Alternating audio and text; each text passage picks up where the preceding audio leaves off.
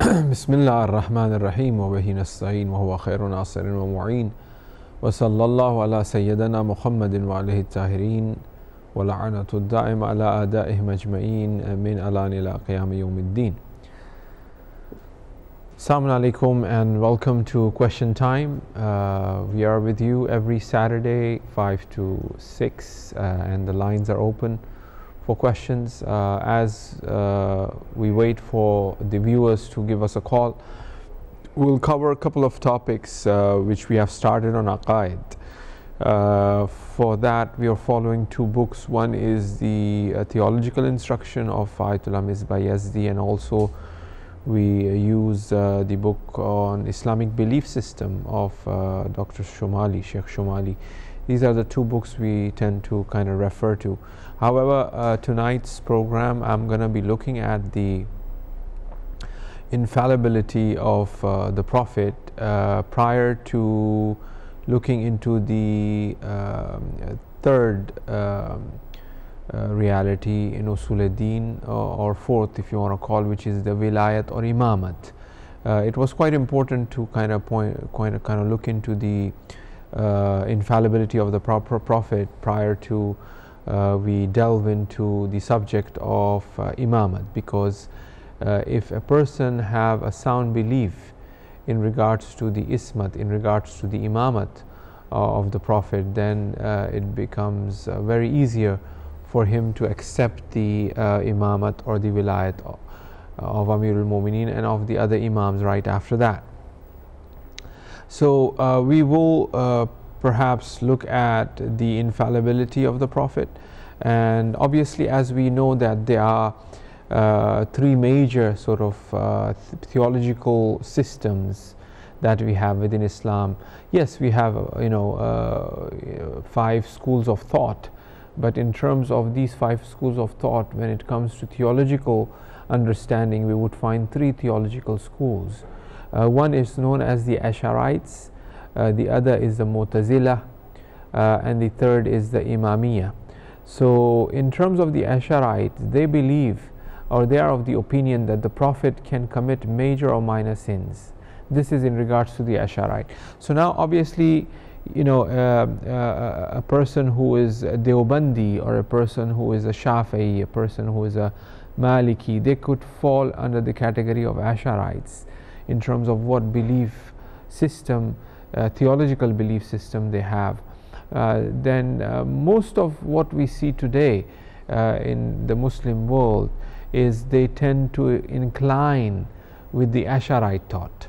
They tend to have the Ash'arite thought.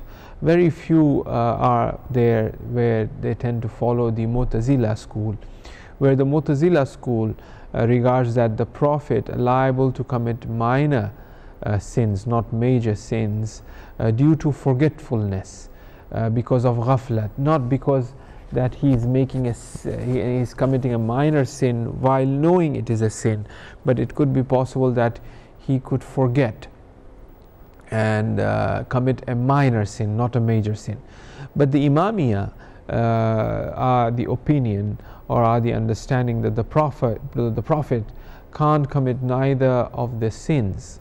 However, the possibility of sahw, which is an error, exists. For example, a Prophet could commit an error which is not considered a sin in the eyes of God. Nevertheless, some theologians even disregard this, that they even say that no, prophets, they can't even commit a sahw. Every action of theirs is considered as perfect.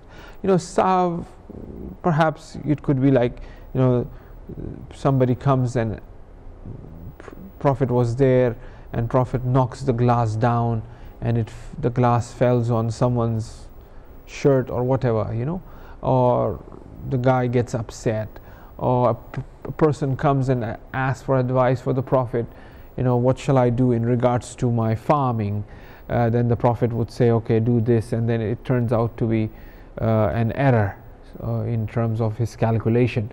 Not that it is considered a sin, but even that, to some of the theologians, they say that no, Prophet is perfect.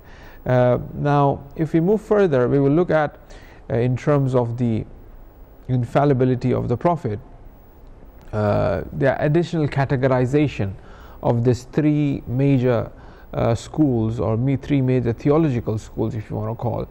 They say that he is infallible only while he delivers the Quran. He is infallible after he was chosen as a messenger. Prior to that, he is not masoom, infallible. He is infallible prior and after being chosen as a prophet. Prior, he was infallible as well, and after as well, he is considered as infallible. The discussion of the infallibility existed from the very beginning of Islam, and many hadiths from Masumeen can also be cited in regards to the ismat, in regards to the infallibility. In terms of the isma as a concept, the sinlessness, the immaculateness, the infallibility as a phenomena, the isma, which we call it, it's a doctrine which was developed among the Shia theologians in 10th century. We will look at Sheikh Saduq, who died in 991 current era, and which is basically right after the beginning of the major occultation, because the major occultation begins 941 after current era. Sheikh Saduq, basically he developed this doctrine of Isma. Then Sheikh Mufid, who died in 1022 current era, he also further detailed the theological texts in regards to this phenomena. Then we find in the books of theology such as Khaja Nasiruddin Tusi. Khaja Nasiruddin Tusi, there's a book which is text of theology which is even taught today in the hawzas, known as Tajridul Itiqad. It's on Itiqad, and this book is also available for the viewers. They can look in Amazon, perhaps in the Arabic and Farsi translation, but English I doubt it there is there. But he looks at this concept, he discusses it in more detail. In very recent, you have Professor Muhammad Legenhausen, who is in America, who is in Iran, who is an American. He, according to him, this work has become the most important statement of Shia theology for its period, the book of Tajridul Itiqad, largely due to the commentary written by Tusi student Jamaluddin Hilli. Jamaluddin Hilli, who died in 1325 current era, he wrote a commentary. Mostly the scholars, they tend to write books, and the students, they tend to write commentary to explain in more detail. So therefore this text is quite unique, quite important, still taught in the hawzas today. Then you have the other theological texts which we tend to use in this program, which is known as Theological Instructions, which is by Ayatollah Misbah Yazdi, and this is also taught today. This you can find it in English, it has been translated. And also there is the new book of Ayatollah Jafar Subhani, who have written Doctrine of Shia Islam, and this book also have been translated in English. Now in regards to the infallibility, Sheikh Tusi mentions that infallibility is necessary for the Prophet in order that he may gain men's confidence, that he should gain the confidence of people and thus attain his purpose, because his purpose is to deliver the message. And now for him to deliver the message, the requirement of trust, the requirement of confidence of people is necessary. It will be, otherwise it will be against the purpose. If a person is not confident, if the people are not confident in what the person is delivering, then if they are doubting, then it will be purposeless. So because of the necessity for men to follow him, and the necessity of the contrary of that, i.e. not following a sinner, and the necessity of repudiating the acts of a sinner. So because of this very fact, we find that infallibility is necessary. This also brings about a contradiction of the purpose of the mission of the Prophet, there remains no guarantee of the message which the Prophet is delivering to be immaculate, to be faultless. And a person who is committing an error or a sin himself, how can it be possible that he has not made an error in bringing forth the message of God? Then you have Ayatollah Misbah Yazdi. He uses the argument of hikmat. He says that it will be against the hikmat of God if the Prophet is not infallible, because Allah is Hakim.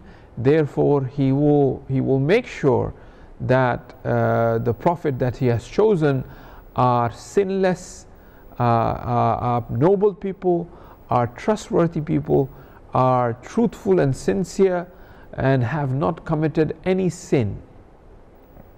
And also he argues, according to his opinion, that it will be against the power, against the qudra of Allah subhanahu wa ta'ala to choose a mediator who commits an error or a sin, or to choose someone who is not protected from shaitan.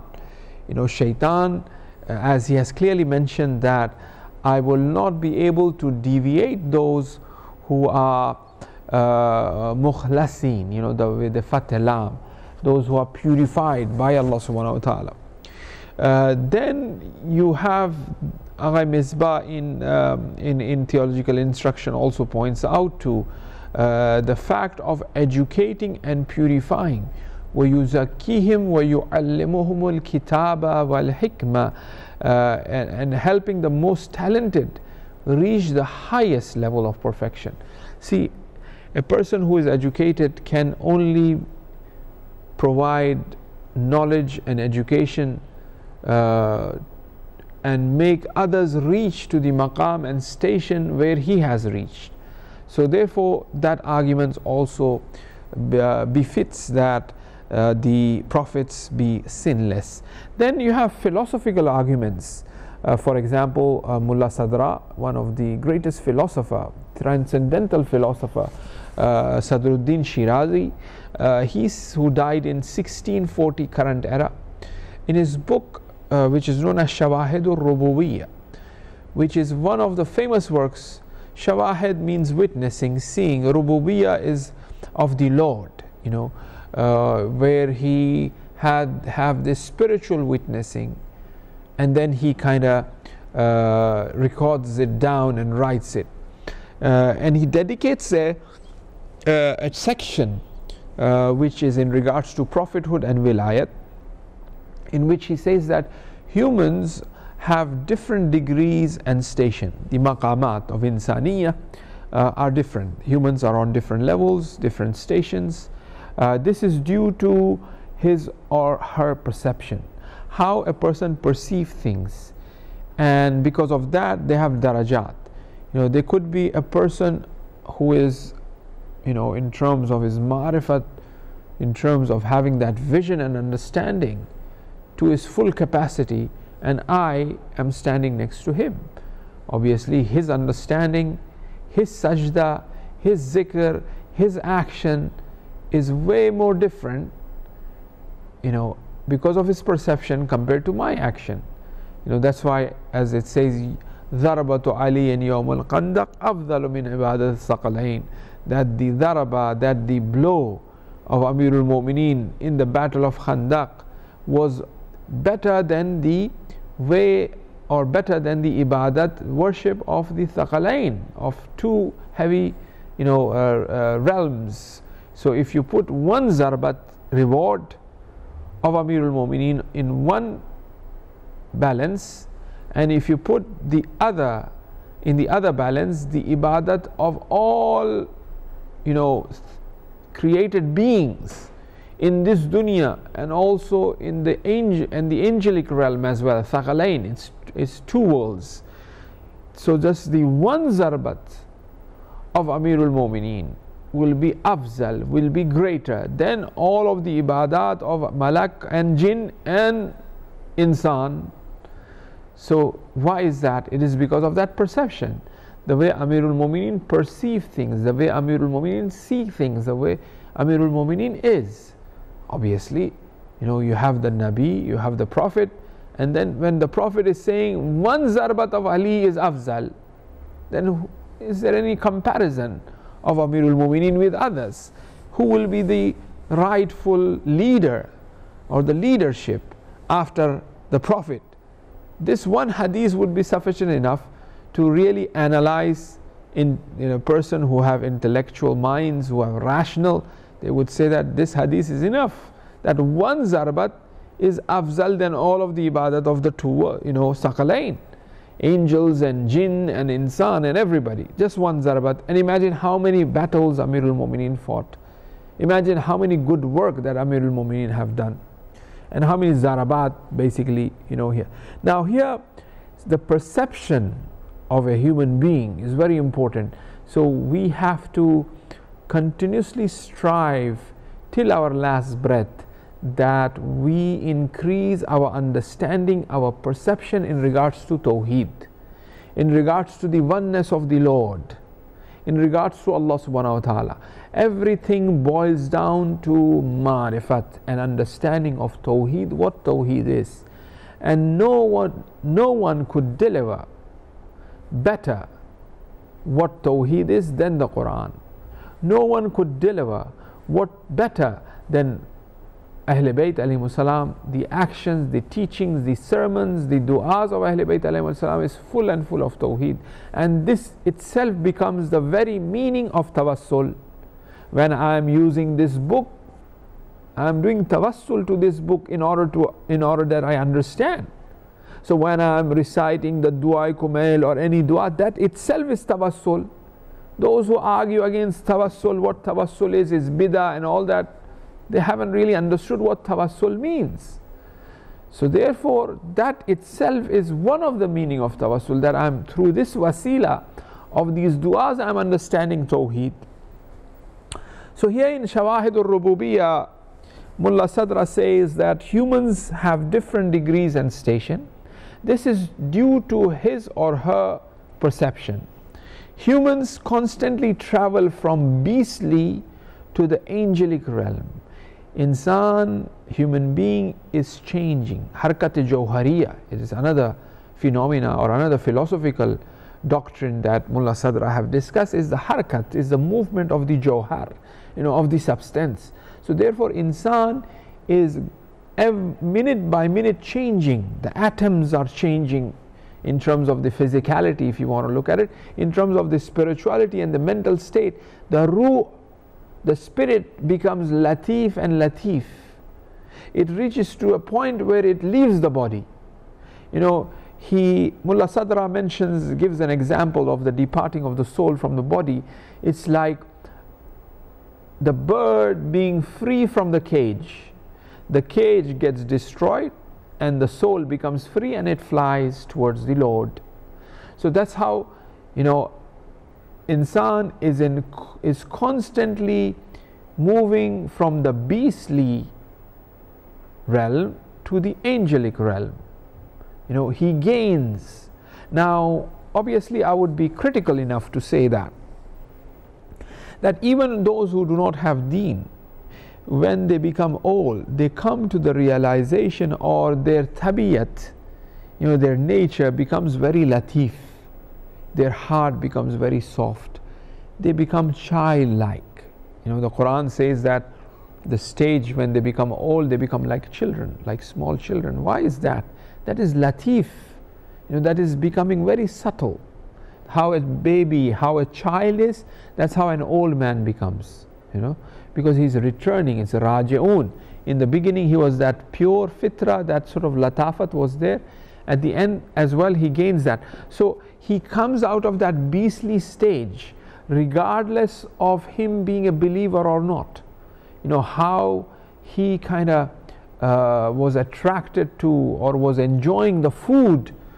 For example, like how an animal enjoys food, when he becomes old, it is not that of a value. That sort of beastly reality in him have changed. Something more have become important. Something more subtle, something more latif have become important when he have, aged. So therefore, now obviously, in terms of the belief system, whether he believes in Tawheed, what will happen in his soul, and so on and so forth, inshallah, perhaps we can look at it when we will be discussing eschatology. Now, so he kind of ascends, eventually ascending to the station of the lovers of God. Now he ascends to the station of lover of God. Those who become the champion in the world of sensation, imagination, and intellectuality. So therefore, those who master the art of sensation, the art of imagination, and the art of intellectuality, they are considered as the Khalifatullah, and hence God appoints them as Khalifa, because they have mastered their intellectuality. They have reached that Kamal, that perfection of intellectuality. They have mastered their imagination. They have mastered their imagination. They have mastered their sensation, the sense perception that they have. And once this happens, God elevates the rational soul to the level that it unites with the Ruh al-Azam. So therefore, when his intellectuality reaches Kamal, when his sensation reaches Kamal, when his perception reaches Kamal, then God raises him. God raises him to the level where he unites with Ruh al-Azam, because he has elevated, and have the ability to unite with it without any mediation. Number one. So he raises himself, then he get in touch, he connects with Ruh al-Azam. So our journey and your journey, my journey and your journey, is to connect with that Ruh al-Azam. So when that Ruh al-Azam, an insan, connects, then he have the ability to unite with it, with that Ruh al-Azam, without any mediation, number one. Secondly, the faculty of imagination becomes so powerful that the hidden world is witnessed while being awake. There is a hidden world. There is an unseen world. Things appear to us. However, there are things which they don't appear to us, because we haven't raised ourselves so much to see the hidden world. So here Sadra's argument is that when his intellectuality, when his sensation, when his perception, reaches that Kamal, then he get in touch with the Ruh al-Azam, number one. Number two, his imagination will be so powerful that he would be able to see things. And finally, the influence of madde, the influence of matter, becomes so intense that non-living being becomes living with the command of the soul. So the soul who have got in touch with the Ruh al-Azam, and who is available, or who is aware of his power of imagination is so strong that he could see things. And number three, his soul will be so powerful that if he says something to a madde, to a matter, it will become alive.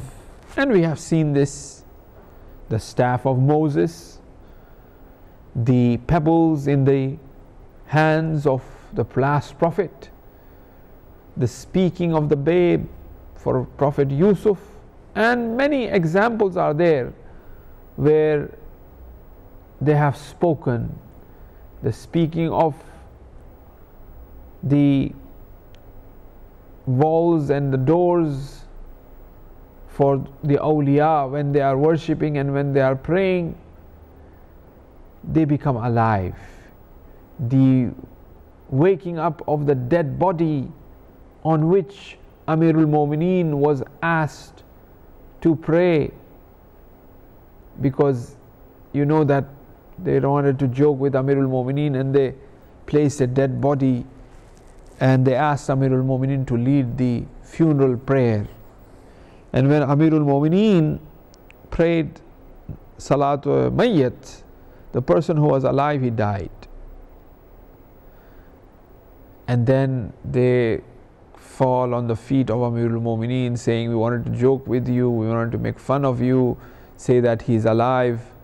But Amirul Mu'mineen recited the Salatul Mayyat, he was gone. Now after that they requested, and finally Amirul Mu'mineen brought him back. Or for instance, you have the others who kind of believe Amirul Mu'mineen as God, who are known as the Nusayris, for instance. They became Nusayri. The history says that one of the reasons that they became Nusayri is because of that Amirul Mu'mineen, just like how Hazrat Isa alayhi salam asked the dead body or asked the death to come back to life, they used to come back to life. Or shall I say that even Amirul Mu'mineen doesn't have to say that they should come back to life. If the dead person have the marifat of Amirul Mu'mineen, it will come back to life itself when Amirul Mu'mineen comes.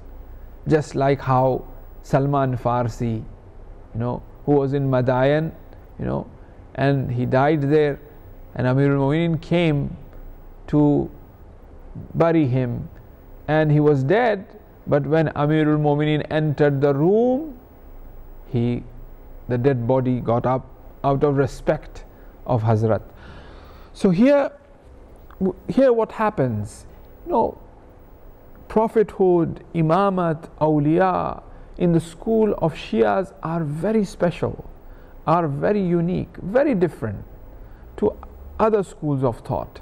In terms of their mental capacity, their intellectual capacity, it's a kuh buland, as they say. It's very high.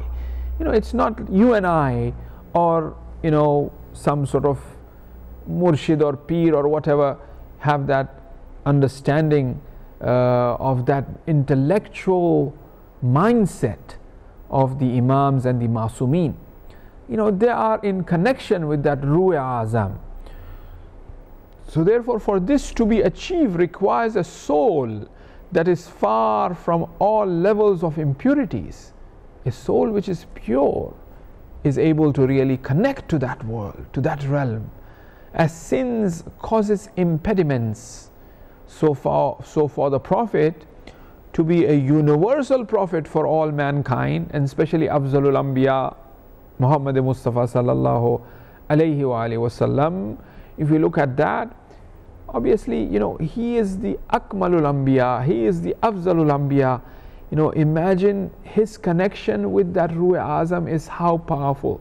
So when he is saying Inni tarikum fikum athqalain, when he is saying that after me there is Amirul Mu'mineen who will be the Imam, like for example, it cannot be, it doesn't make sense that okay, we will believe him in terms of his vilayat only on the spiritual sense, but not on the practical, physical, political sense. Now, in regards to the mystical proofs, so we have done the theological proofs, we have done the philosophical proofs, now we will do the irfani or the mystical proofs.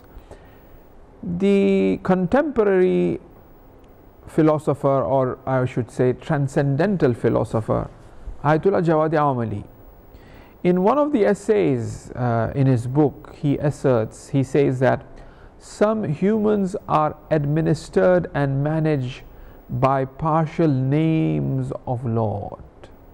They are managed and administered by partial names of the Lord, of Allah subhanahu wa ta'ala, the Asma Ilahi, the Asma al-Husna, such as Abdul Razzaq, such as Abdul Basit, such as Abdul Kareem.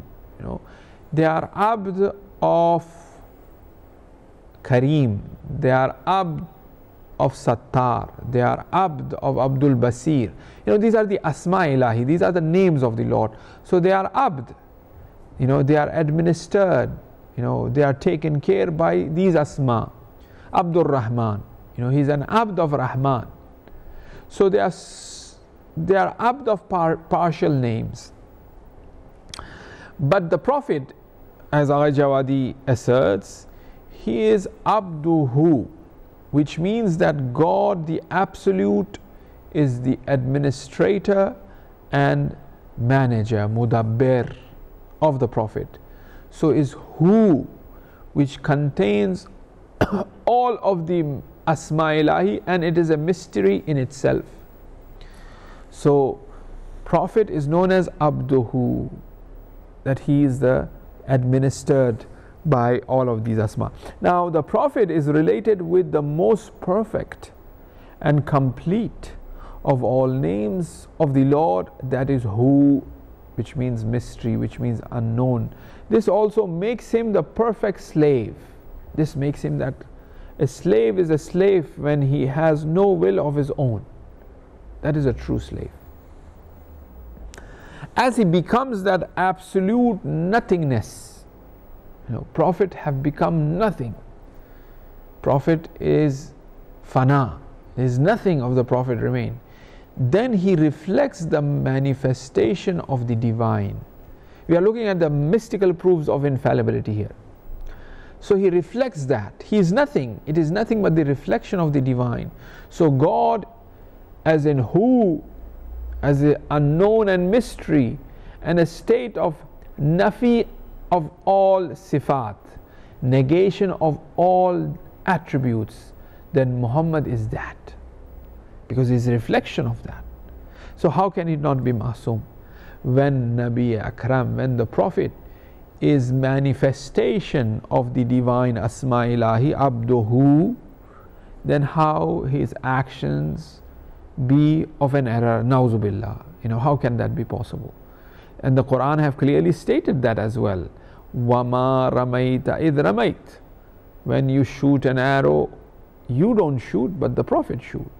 Or giving the allegiance on the hand of the Prophet, it is as if given on the hand of God. So when he is the reflection of the divine, where lies the question of committing a sin, committing an error? So if the Lord is there, is nothing, is not anything like him, لَيْسَ كَمِثْلِهِ شَيْءٍ, then there is no being like Muhammad sallallahu alaihi wasallam as well.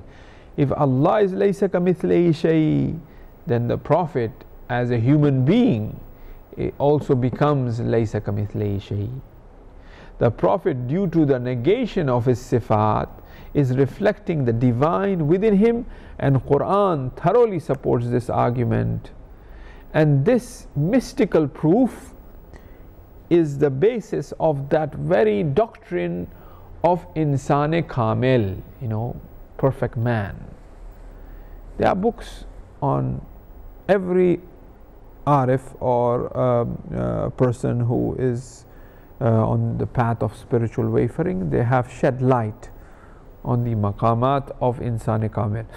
Reflection of God, or he is the manifestation of the divine names. The principles of the perfect man, Insan-e Kamil, as he becomes the mirror for the divine, then how can he be considered as someone who commits an error? So therefore these are the three proofs that we see.